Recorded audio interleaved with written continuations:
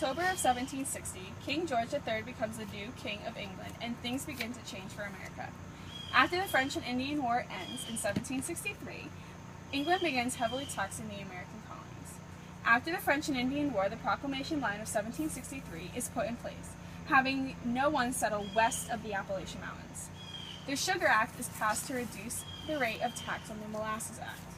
The Currency Act of 1764 was to stop paying Britain with paper money, but instead pay them with coined money of silver and or gold.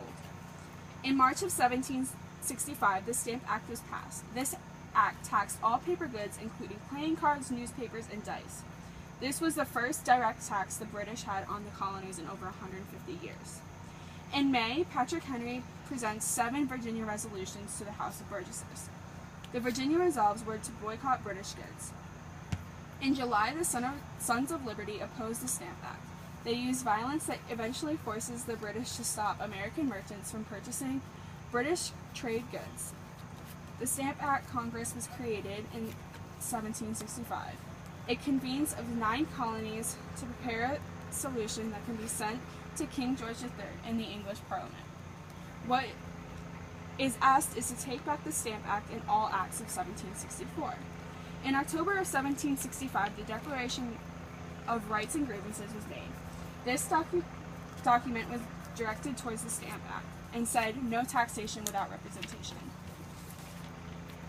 A year later, King George III finally repealed the Stamp Act, but in return, Britain passed the Declaratory Act. This act states that the British has to complete power over the laws governed in the American colonies.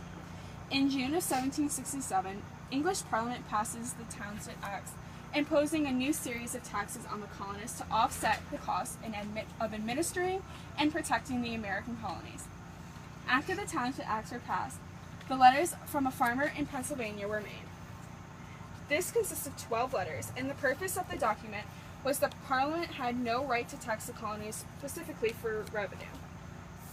In 1768, merchants in Boston and New York agreed to boycott all British goods until the Townshend Acts were repealed.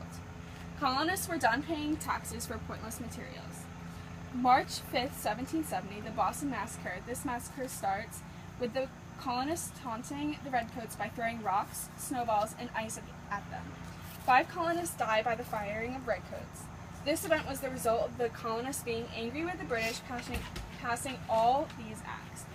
On December 16, 1773, Bostonians gathered to hear Sam Adams tell them Royal Governor Hutchinson was not allowed to ship out of the harbor until tea taxes were paid, thus leading to the Boston Tea Party.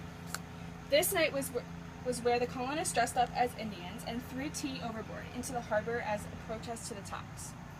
In March of 1774, intolerable acts were passed in response to the Boston Tea Party.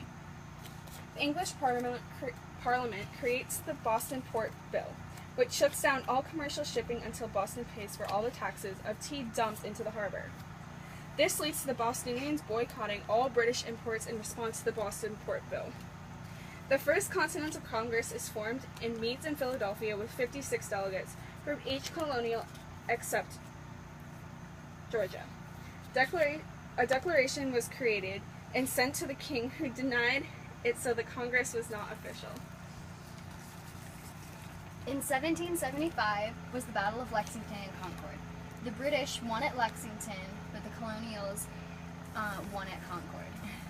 In May, the Second Continental Congress was formed, now including all the colonies. George Washington was appointed general and commander-in-chief of the new Continental Army and defended the colonies.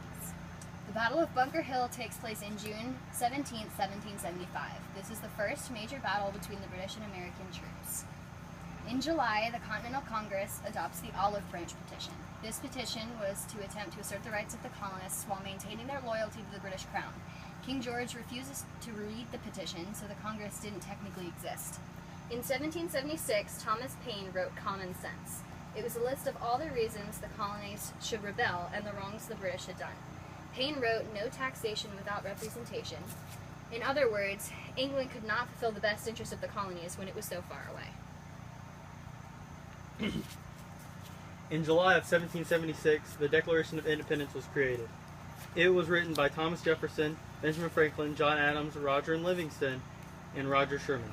The Declaration of Independence is a document that states all men are created equal and will declare the causes that have made it necessary for the American colonies to leave the British Empire. The Declaration gives evidence of the long-term abuse upon the colonists by King George III. The Declaration states that the United States will be free and will no longer have any connection with Britain. Valley Forge was a tragic unit location. The colonists stayed there through the dead of winter with not enough food or clothes to survive it. Most died, but the ones who survived it were better trained than ever before and helped win the war.